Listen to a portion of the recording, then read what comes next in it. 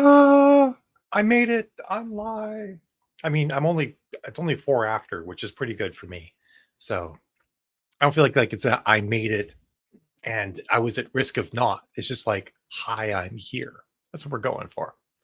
All right, I'm just going to do the post. I always think as I'm doing this, and I oftentimes say, "I should be more organized and have, like, Jill do this part." But I don't remember until after we've gone live. Usually because I'm, like, kind of running behind, I'm like, "Oh, I could tell Jill I'm about to go live, but then I'd have to go do it. I just need to go live." So we do things the quick and dirty way. It's like how a lot of stuff works, right? It's lunch with Mal. Announcing our Shopify class. There we go. That was nice and easy. It's a simple one today, right? We're announcing our Shopify class, and I'll tell you a little bit more about it later after, more folks get here and we're past like the how you doing part of the part of the show.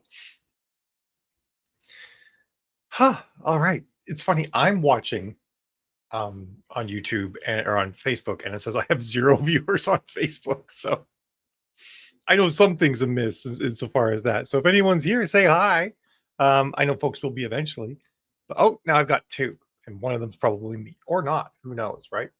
So yeah, I'm really enjoying 2024 this so far. I mean, I almost said I'm really enjoying 2024 this year, but this would be the first year I've ever enjoyed 2024. I'm sorry, Delta. It happens, I mean, it happens almost all the time. So, hey, Helen, how you doing? And Delta, how are you doing? Yeah, like 2024 has just felt good for me. I've I feel like I've been getting a lot done. I've actually made a commitment to be more intentional about my leisure time. Um and like actually like plan leisure things I want to do rather than just sort of like feel like I need to do nothing or not plan anything and then not like effectively use leisure time and sort of just sit there doing nothing when I could have been I don't know, being productive. And for a lot of people, like they feel being they're like, what do you mean be productive in your leisure time? But for me, that does feel leisurely. It's like I get to engage in my hobbies and fun things I like to do, like more gardening, um, more time playing with computers, more fashion, stuff like that. So you set your alarm, Delta. Wow, that is that is important. I'm impressed. I don't even set my alarm for this. Actually, I guess I do. It's in my calendar and Google notifies me. So I guess I can't say that I can't say that I don't set an alarm. There we go. I had to get my double negative straight. We got a new sofa last night, or not? Well, yesterday. Actually, we got the sofa the day before yesterday. Um, but yesterday we got junk, and we got rid of some of our old furniture and old dishwasher and stuff like that we had because it's just such a pain to have the city get rid of that stuff. And they charge a fortune for it now. So it's kind of nice to have people come into the house, all it all out. I don't have to like get upstairs and stuff like that. Makes my life a lot easier. Um, and so we played a Clue escape room game on the new sofa last night because it's huge, and like not actually it's lengthwise it's smaller than our last one, but it's deeper and it has all these modular pieces. Um, so we actually were able to sort of like all stretch out on it and put all the board pieces for the escape game in the middle and then play it. And it was a lot of fun. We all had a lot of fun playing that escape game. It was based on Clue, and it was all about like getting out of the house and trying to figure out who killed Mr. Body and all that.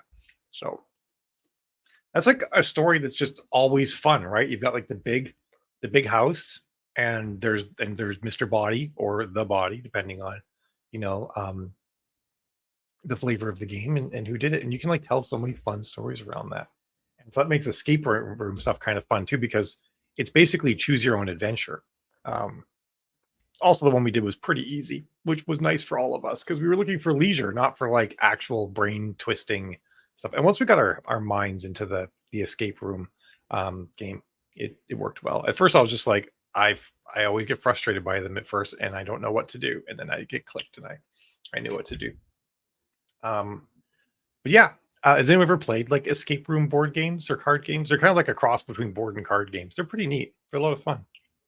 Um, but yeah, I should probably I'll drop the first for the first time where when we're doing the class. Not that it's like any sort of like big secret, but it's the Shopify class is going to be February 9th at 2 p.m. So we were thinking about doing a little bit later in February, but I'm going to the Future of Publishing in New Orleans. So we wanted to make sure there was a bit of time between those to prepare and get other stuff taken care of. So yeah, 2 to 5 p.m., which is on the February 9th, which is a Friday. And we're going to walk through the entire creation of a Shopify store. I'm gonna cheat on a couple of spots. I'm gonna like start off with whole brand new fresh store, walk through adding the first few products, and I'm gonna switch to a store that has a few more products added, just because you guys don't want to watch me add like 7 or 8 products into the store. That's not going to be fun. So we'll have I'll have like the accelerated version of it all. But to be honest, it really doesn't take much more than 4 or 5 hours to create a Shopify store and get up and running. So it's it's going to give you like a full soup to nuts situation there, which I'm super excited about. So and we've talked a lot lately about direct sales, because I feel like it's, this is the year of direct sales and it'd be silly not to talk about it. But direct sales aren't the be all end all. There are other ways of like driving revenue and upping your sales and selling books and stuff. And that's always evolving. I think that this year, it's going to be interesting to see how well people do with AI narration, especially the automated AI narration that Amazon has. I don't know. I don't know how I feel about it from a variety of standpoints. Like, there's a number of scenarios where I feel like like right now with Midjourney version 6, they have a problem, and that is that you can get the thing to give you content that basically looks like the originals that they've trained things on. Um, prior versions didn't have that, because prior versions the AI always redrew from memory, but now they're like trying to add so much realism and whatnot that they can kind of recreate the originals if you know how to prompt it just right. And OpenAI is having the same issue where they, as they're making it better and better, ironically it's starting to expose some of the training material.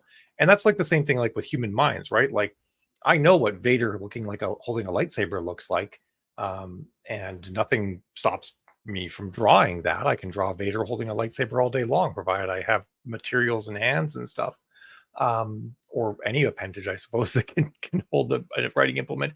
But I can't commercially use that, you know. But that might inform the idea of a lightsaber or a dark figure in a cool helmet or something in a cloak. That might inform other art that I might draw, just like everything I've ever read informs, everything that I write. I I'm the writer I am because of the media that I've consumed. Um, and that's the thing with AIs, right? Like you can teach the AI how to make certain images and how like poses look and how humans look and what things are. So if someone says draw a thing, draw XYZ, the AI knows how to draw XYZ, but they have to like teach them not to actually just recreate the thing that it saw, which is something humans have to learn too, right? We have to learn how to put our own spin on stuff. So I think that's gonna be a pretty interesting thing this year that's gonna kind of come out of all of this. And I suppose perhaps one of the best parts of that could be that that maybe that AI companies are going to have to get more for real about paying licensing. And that's one option. One option is that AI companies get more for real about actually like paying, specifically licensing content and paying for it, or AI companies in developed nations or Western nations um, can't progress and all the AI software everywhere else progresses. Who knows how that's going to shake out? It's an interesting time to be alive.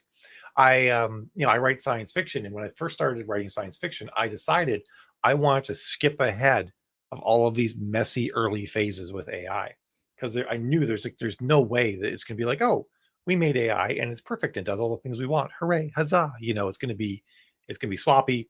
It's going to be messy. It's going to be full of we haven't even begin to touch the moral minefield that is AI. You know, it's going to get so much more complicated before it gets better. Because the really interesting thing is, um, there's like, how do you? It's tricky to say this and like say it all well, but we are basically creating a race of slaves, is what we're trying to do with AI, right? And we're trying to make them really smart and able to replicate a lot of what we do, but not actually sentient. Because the moment that AI has become sentient, well, now we've made slaves. And now we have a much more complicated moral issue, right? Now it's not just like this is a helper thing. It's like, oh, I've taken a creature that has its own will and made it conform to mine. Um, so yeah, this is the believe it or not, this is the easy part with AI. It's going to get harder from here on out. Um, so that's the sci-fi author coming at you there. Although the funny thing is, my readers oftentimes reach out to me and they're like, "You predicted this like 15 years ago in your books," and I'm like, "Yeah, I know, I know, I was there." Kind of, but I do also think that we're probably centuries from actually getting sentient AI, let alone sapient AI. The difference being sentient means it's directing. A sentient ape, like an earthworm, for example, is actually sentient.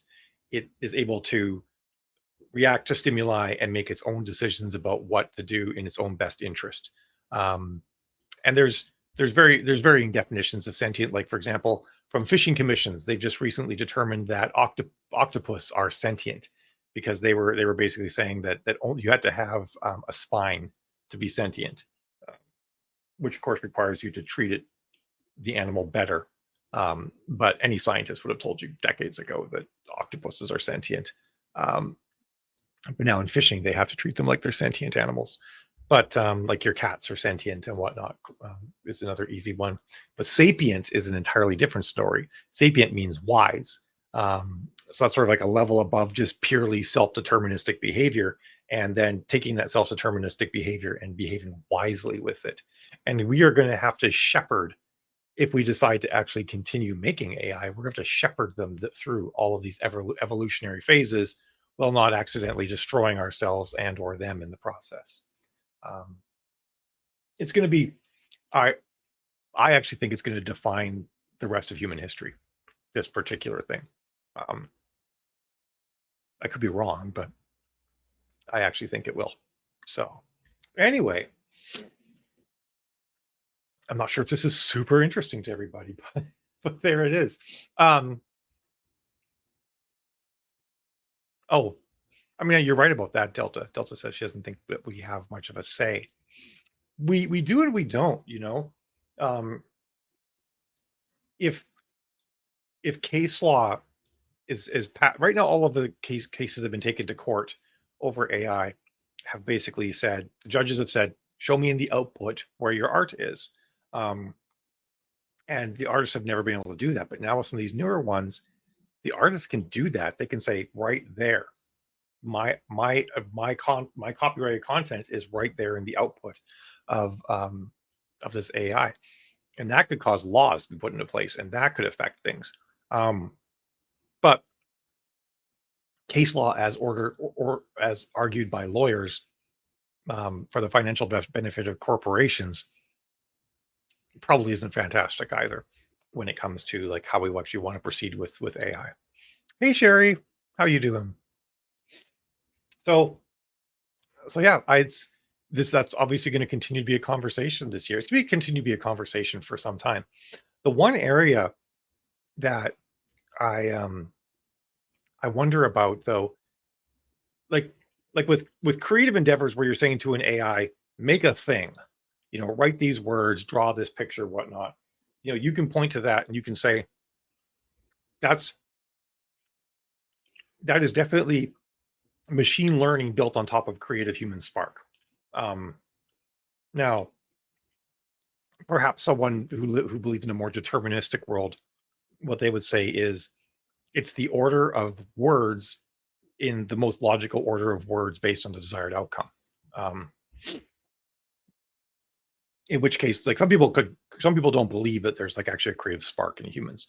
Um, they just believe that's all sort of like everything that we say and do is deterministic based on where our pathway through time to be where we are right now. But that argument aside, um, I've taken a really long time to come around to the point I actually want to make here.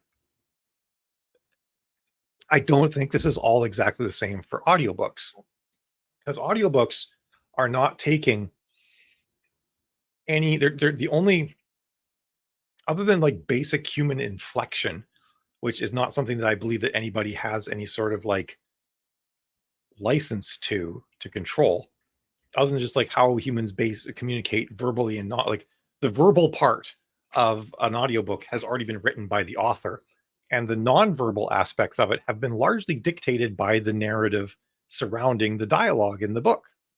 um, so all that's left is the actual just making of the sounds. And yes, some people have had their voices illicitly,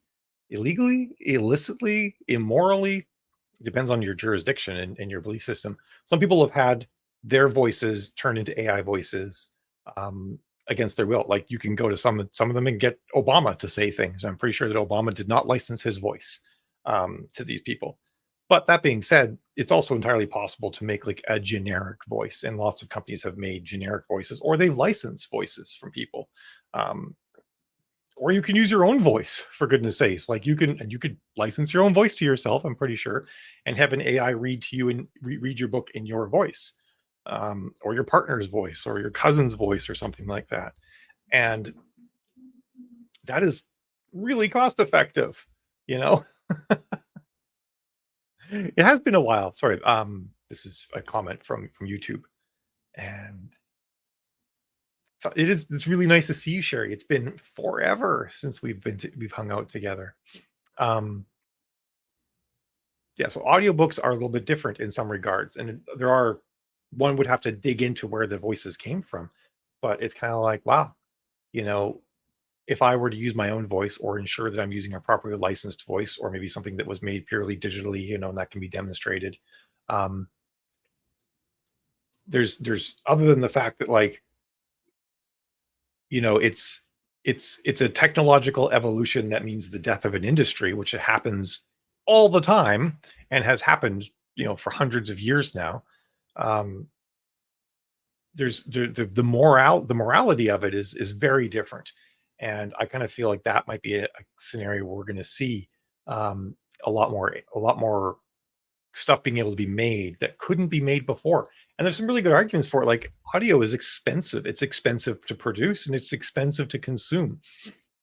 And for most audiobooks out there, it's the authors who are the ones bearing that fright, the brunt of that, right?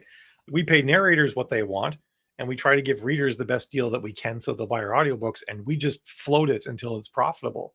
And so AI narration fixes that for us, which works well for a lot of genres. But if you have like a genre where there's a lot of made up words, be that fantasy, be that science fiction with aliens, be that science fiction with just like a lot of like scientific terms that are not encountered, or new scientific terms created by putting things together, um, it gets really tricky, right? It gets like, for those people, it's like, I could probably have a human I could actually probably have a human narrate my books, at least the more complicated ones, for less money than it would cost to have an AI do it, because I would have to listen to everything and then work at correcting all of the things. And I think some of the AI narration out there, like Amazon's, doesn't allow you to correct things. I could be wrong. I have not investigated it, but based on how everything with Amazon works, I wouldn't be surprised.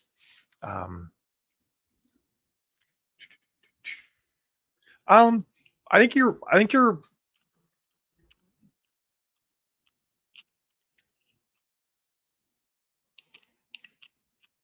right for now, Delta. Um, the tricky thing here, and this is where we get back to my prior comment about us creating a race of slaves, is, AI actually is pretty good now. Like, they'll read your narrative around the dialogue, and they'll speak the dialogue to line up with the narrative. So if it's like, get over here, he yelled, the AI will pick that up, and it will sort of yell the words, get over here, or add that kind of emphasis to them. And that's all pretty cool. But the AI also gets it wrong a lot, right? Because it's not a human. It's a thousand. They just basically did the million monkeys on a million typewriters and found the one that could actually like bang it out just right. But it doesn't actually know the impetus behind things. So it will require correction. There's just no way around it. So if you had the AI do it, you'd have to go back and correct it. Where if you had a competent human who you'd had conversations with, you'd know that they could get it right. And you wouldn't have to go and like, micromanage them and stuff like that, like you would have to with an AI. And when an AI gets to the point where it's so good that you don't have to micromanage it, is it now a sentient slave? Right? Like if it's so good that it can understand the intent behind the UK, or sorry, I read Vicky's welcome from the UK. Sorry, when you get to the point where the AI can understand the intent behind what the character is saying so that it can actually deliver the dialogue properly and not just sort of like ape what it thinks it should be doing based on things it's learned. Um, at that point, have we created slaves? And that's like a whole other worse moral quandary that we find ourselves in.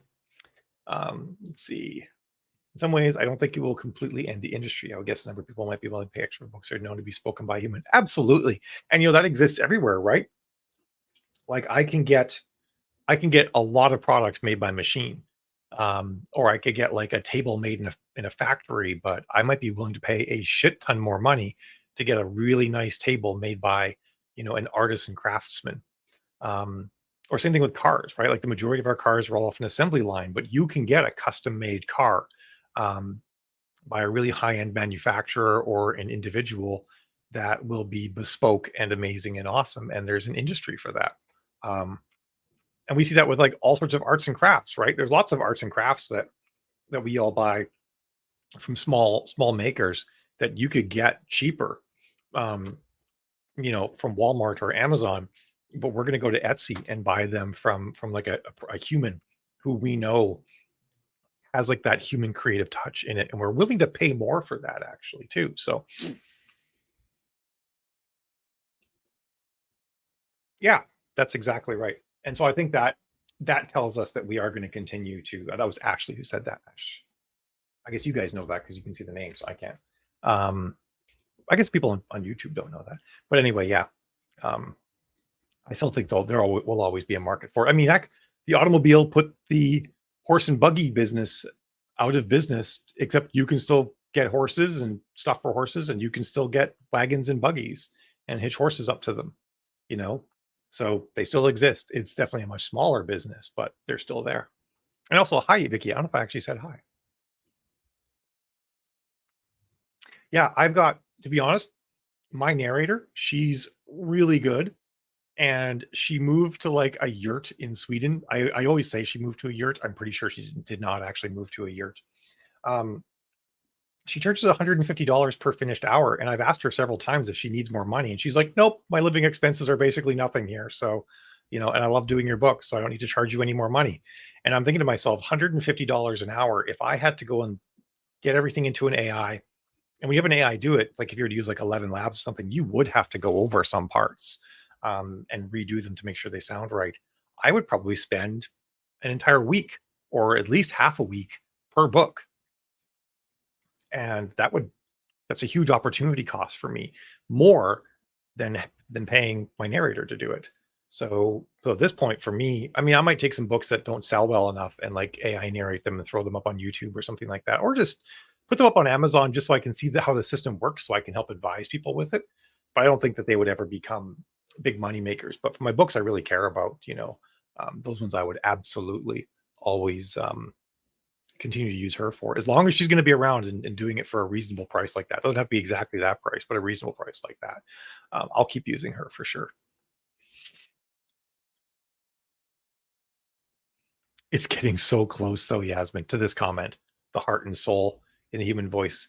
It's aping it, obviously, and it doesn't understand the motivations behind it, but it's getting really close. And with a human finessing it, you can actually make it work. I think there's perhaps one other angle here too, that if you have a multi-cast story that you actually would like to have 4 or 5 different voices for, or something like that, unless you're vastly wealthy, like the new Buffy audiobook, which is actually more of an audio performance because there's no narrative. It's all Spike's inner thoughts or dialogue. Unless you have the money to produce something like that, you're not gonna be able to do it. AI is really the only way to do that, unless you're very wealthy or have like some sort of large backing. Um, so there are some cool angles in there. I mean, a purely AI written book. Sorry, I didn't mean to get rid of that. A purely AI written book, absolutely. But for most authors that I know of, most authors at least that would come to me and talk to me about what they're doing, they're all just using AI prompting to help them like flesh something out, and then they'll go through and probably change almost every word. Um, so I don't know that those would be lower quality per se. They're using it more like a brainstorming partner in many regards, or like a co-author who writes the rough draft, or something like that. Yes, Ashley, hard to agree. Um,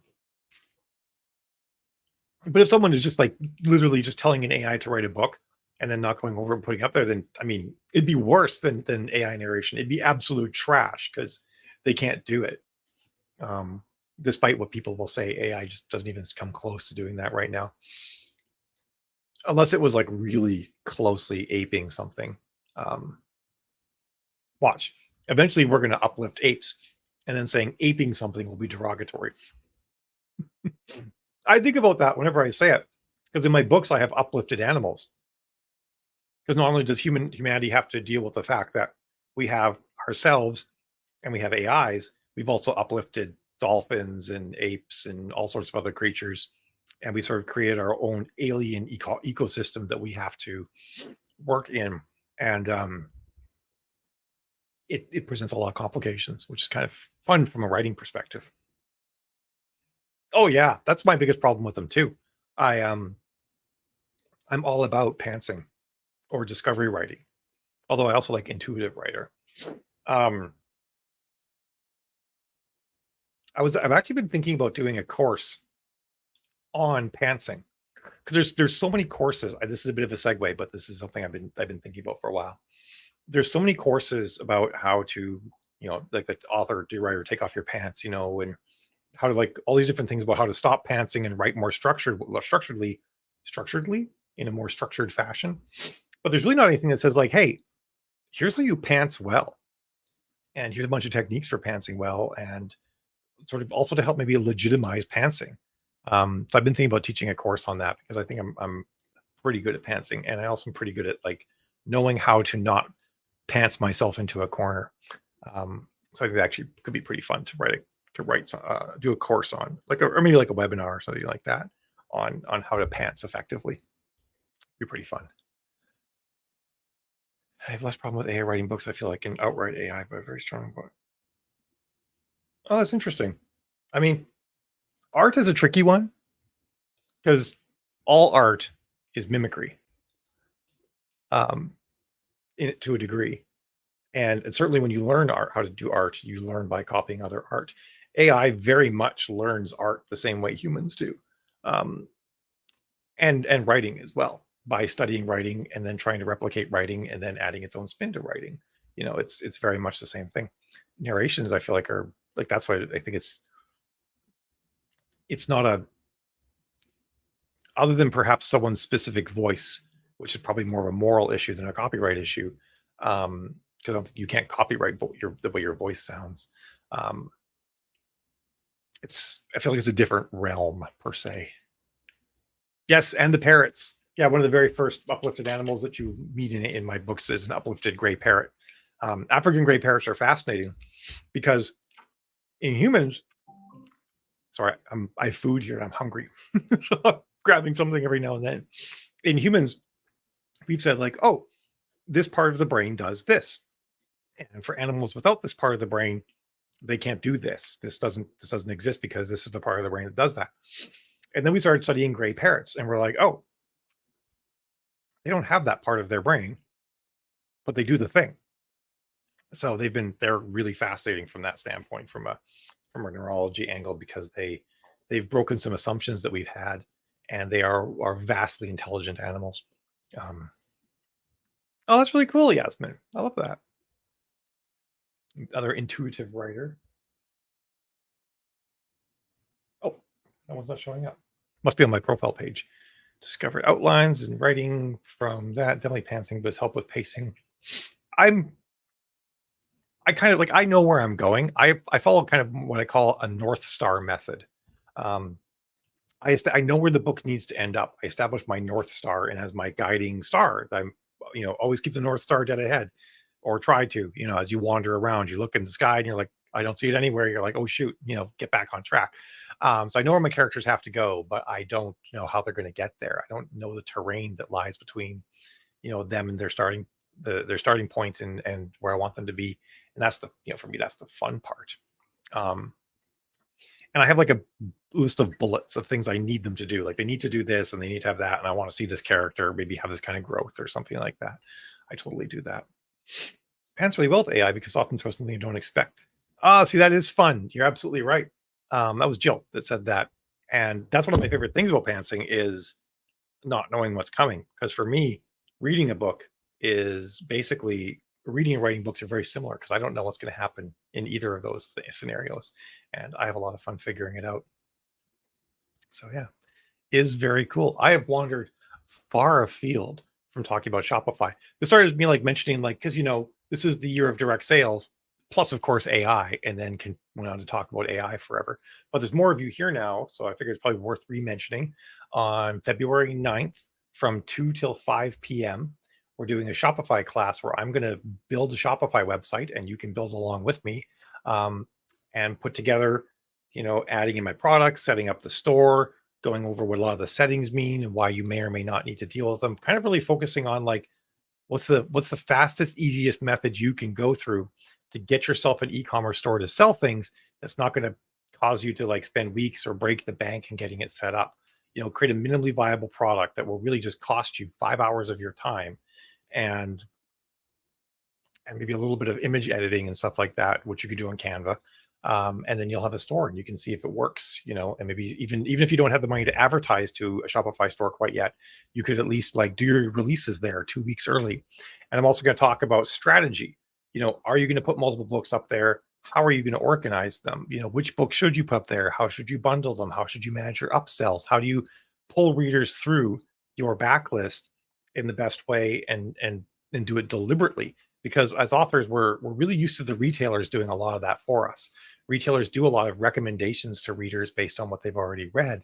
And when you run your own store, you're going to have to actually do that yourself. You're going to be like, okay, these readers read these books. I need to promote this book to them, and not this book because they already bought it and stuff like that. So it's going to have a lot of stuff like that. And at the end of the 3-hour class, you will actually have everything you need to set up a store, and you'll have the recording too, so you can go back and look at it. All right. I just have to register my corp to collect taxes. And then we're almost ready to open your direct store. That's awesome. Where do you live, Yasmin? URL with info for the class. Hopefully Jill will paste that because I didn't get that. I don't know, is it like on our main page of our website?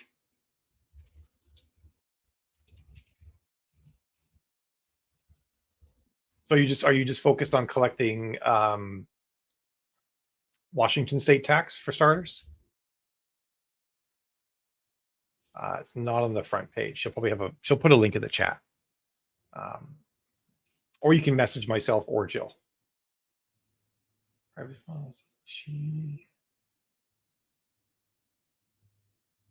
Yeah, I guess it's not up yet. Oh, but somehow our privacy policy made it into our top line menu. I'm gonna have to fix that. That's kind of funny. Really? Washington requires you to do that? Because most states don't actually want you to collect tax for them for digital products until you cross certain thresholds. They basically can't be bothered to take, pennies. Like in a lot of states are require you to actually hit like $10,000 of sales into their state before they want you to start collecting taxes for them. My personal opinion, and some of you are probably tired of hearing this at this point, is that I it's not on me to be the tax man or woman for places I don't live in, right? Like why does the European Union want me to collect taxes for it on behalf of its citizens. Quite honestly, I mean, if the European Union came to me and said, like, hey, Mal, I need you to collect taxes, VAT tax, for products you sell to my citizens, and I'm going to give you a cut to make it worth the time it takes you to do this, I'd be like, okay, let's talk. But if they're like, yo, bitch, you're going to do all this labor for us, because that's what it is. You're going to do all this labor for us, and then that's it. We reap the rewards, and you get nothing. You lose profitability because you're doing labor for us. I'd be like, no, that's not my responsibility. Um, that is really obnoxious, Yasmin, that they do that. Reasons to move to New Hampshire, eh? Ashley says this. So this is Ashley. I have the spreadsheet from somewhere, sales tax stuff from CPA. Let me see if I can find it. That's one of the neat things, is that Shopify can help a lot with setting up your taxes. That's actually an argument for selling on a place like Etsy, because they will collect all the taxes for you. So, do you live in New Hampshire, Ashley? For sure, like New Hampshire doesn't even want they don't even collect tax at all. They certainly don't want you to. They're not going to mandate you collect tax for other people. I don't think there's any federal mandates around that. So, have we talked about this before? I feel like we've talked about this before. Jill does not appear to be around right now, and I'm not sure where the link is to the Shopify class, but you can always message her. You can always message me, or go to our site and sign up for our newsletter, and you'll definitely get an email about it as well.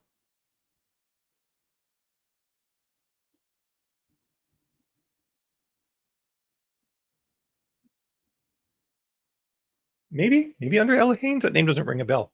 All right. I have also an important Mallory update for all of you. You might have seen this on my page already, but I love it so much. I bought this dress plus the hat and everything. So I mentioned it last week that I was thinking about buying it, and I did buy it. So I thought I would just share that with everybody, and I'll probably wear it at if it comes in time, Future Publishing in New Orleans. I say that sometimes, New Orleans, not New Orleans. I've got a peanut in my throat. That's what's happening over here, by the way. I'll definitely be wearing it at Vegas next year, because that dress is just way too cool not to wear it, right? So that's absolutely happening. And I think I want to buy this jacket too. I feel like that could look really nice with a number of different outfits that I have. So I think that's happening. This clothing designer, I basically want everything they make, quite honestly. Like this they have this dress, but they've also got let's see. They have these dresses, which I love. And they have this white one up here. I'm not so keen on the pink one, but this white one is amazing. So yeah, I stand a pretty good chance of just keeping buying dresses from them forever. Jill says, hey, Jill, you're back. We need the link to the Shopify class, because I couldn't find it on the site. You must not have put it up big and proud yet. So yay, Jill's back.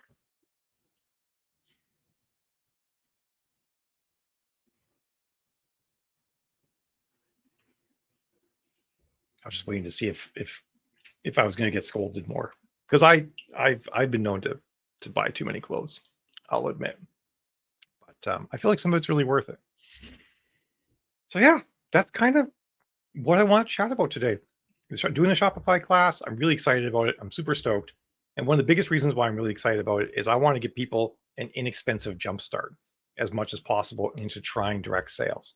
I'll also be talking about the differences between Shopify and Wix, and PayHip to an extent, and stuff like that as well. So if you already have a site with a provider that supports stores, or if you have a store of your own, it may be helpful, for you, that you can evaluate the decision a little bit better. Which of the white dresses do you want, though, honey? Is this the one that you want? Do you want it with the split skirt too on the left here? Or was it this one that you want? I've had my eye on this mermaid cocktail dress for some time, though. That's like probably years now. I've been looking at that dress, thinking about it. Oh, perfect. Hooray. So that's the link to the class. Super exciting that Jill just posted there. Let me slap it up on the screen.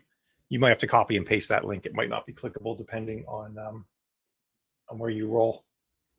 I do think, Jill, you should get that white dress at some point. That would be fabulous. And even more fabulous is, we're getting closer and closer to being the same size. So,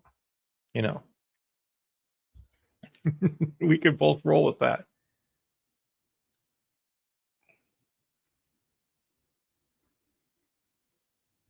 So Washington State requires outside sellers collect from tax when you hit 100. Okay, so but when you live there, it's a different story. So when you live there, you have to collect for Washington State, but you probably don't have to collect for other states until you meet their thresholds. I'm guessing, right?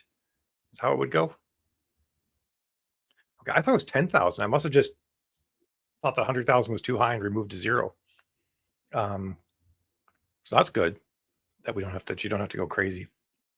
Yet you put none in your. I know. I don't know why I didn't put in my Christmas wish list. I was a silly person, honey. So yeah. So maybe that makes your life a little bit easier, Yasmin. I hope it does. That could be great. But I am going to jet though, because we've reached that magical time of 45 past the hour. And as almost always, it's funny that I almost always have a call with the exact same person at 1 p.m. on Thursdays. Well, it's there every other week.